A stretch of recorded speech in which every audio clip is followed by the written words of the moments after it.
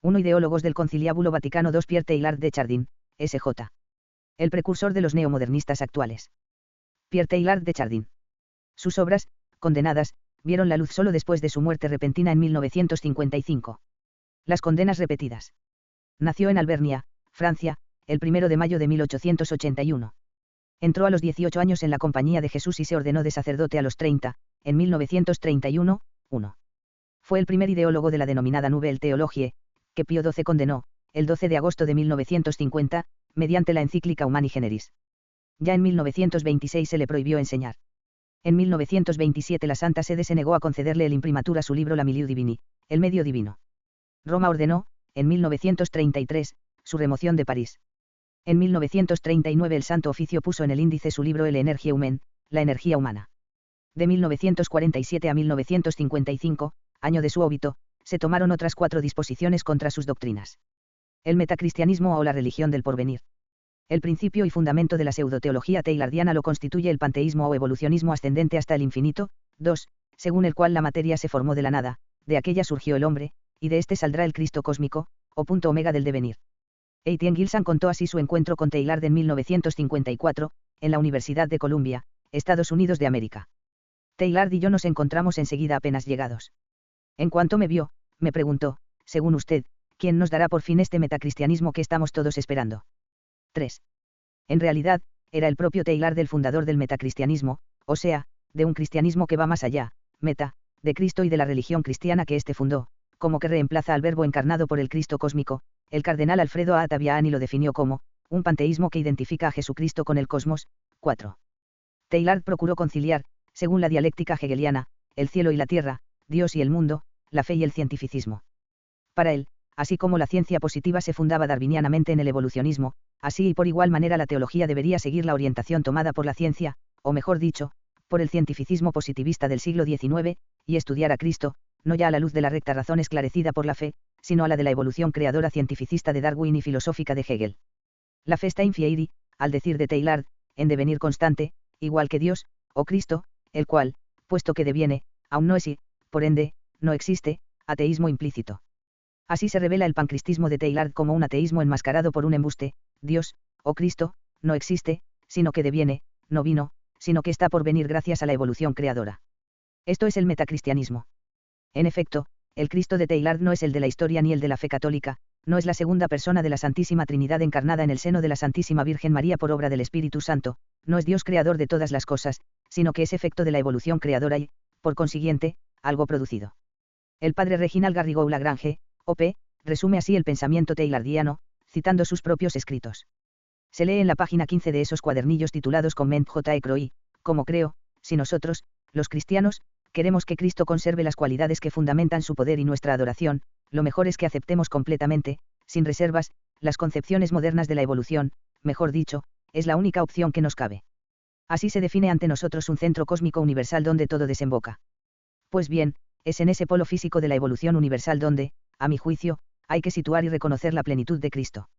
Y al mismo tiempo mis aspiraciones más profundas se satisfacen, se sosiegan, encuentran un norte.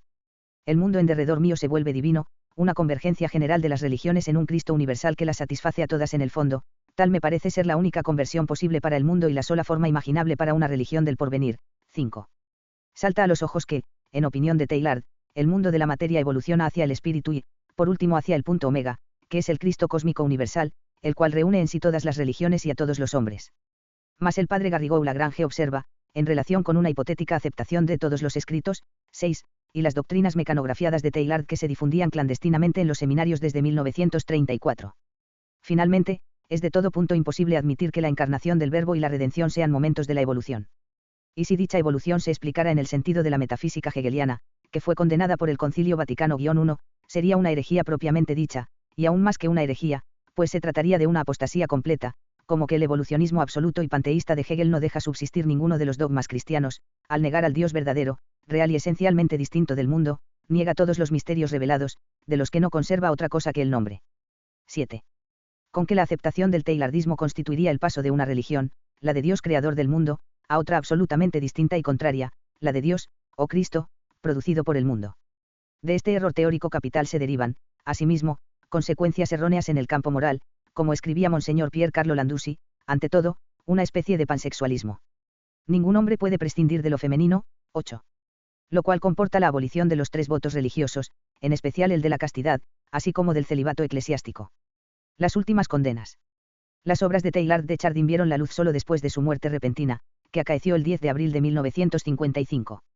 Jacques Mitterrand, gran maestre del Gran Oriente de Francia a la sazón, en la intervención que efectuó durante la Asamblea General de la Logia que se celebró en París, del 3 al 7 de septiembre de 1962, reivindicó para la masonería el mérito de la publicación, a título póstumo, de los libros de Teilhard, y atribuyó a la inmensa influencia ejercida por sus teorías lo que ocurría en el campo católico, repudio de la tradición así como culto acentuado del hombre en detrimento del culto debido a Dios.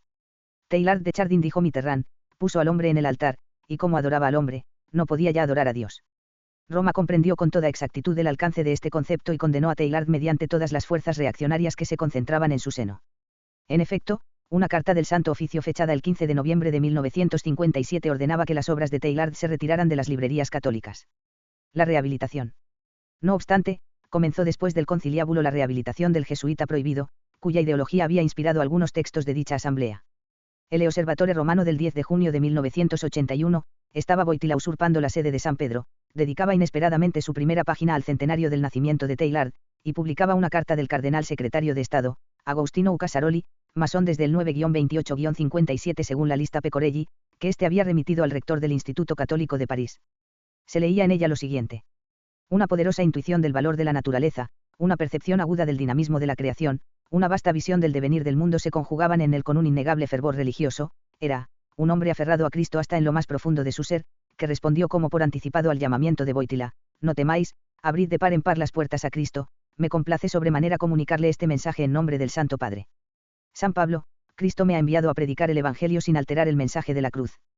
1 Sioari 17. En efecto, un vínculo profundo liga la doctrina teilhardiana con la del Vaticano II y la de Wojtyła. Veamos dónde y cómo. La Gaudium et Spes, en la cual trabajaron muchos discípulos de Teilhard, como veremos más adelante, dice lo siguiente en su número 22. El Hijo de Dios con su encarnación se ha unido en cierto modo con todo hombre. Wojtyła, por su parte, escribe esto en el número 50 de Dominum et Vivificantem. Et verbum caro factum est. El verbo se unió a toda carne, criatura, en especial al hombre, este es el alcance cósmico de la redención. Dios es inmanente y lo vivifica desde dentro. La encarnación del Hijo de Dios significa la asunción a la unidad con Dios, no solo de la naturaleza humana, sino en ella, en cierto sentido, de todo lo que es carne, de todo el mundo visible y material, el primogénito de toda criatura, al encarnarse, se une, de algún modo, a la realidad entera del hombre, y en ella a toda carne, a toda la creación. Y, a mayor abundamiento, Wojtyła afirma esto otro en el número 1 de Daib sin misericordia. Mientras las diversas corrientes del pensamiento humano del pasado y del presente fueron y siguen siendo propensas a separar el teocentrismo del antropocentrismo y aun a contraponerlos, la Iglesia, en cambio, procura conjugarlos, de manera orgánica y profusa. Este es uno de los puntos fundamentales, acaso el más importante, del magisterio del pasado concilio. Como se ve, el teilhardismo constituye, uno de los puntos fundamentales, acaso el más importante, del Vaticano II y del postconcilio. Así como del pensamiento del falso Papa, Juan Pablo II. Mas, cómo conciliar las condenas de Teilhard, repetidas y reiteradas durante 40 años consecutivos, de 1926 a 1963, con su canonización, primero vergonzante, 1965 por Mountini, y luego abierta, 1981 por Wojtyła. Solo mediante el historicismo y la nueva ciencia hermenéutica, que lo relativiza todo al historizarlo, por lo que si bien el pensamiento de Teilhard era demasiado avanzado en la década de los 50, se vuelve, a partir del optimismo de los años 60 y dadas las nuevas circunstancias históricas, absolutamente conciliable con la nueva concepción de la verdad, como que a ésta se la entiende a la manera modernista, es decir, en cuanto a conformidad entre la inteligencia y las necesidades de la vida presente, Maurice Blondel, 9, y no ya cual, conformidad de la inteligencia con la realidad, Aristóteles Istouto más.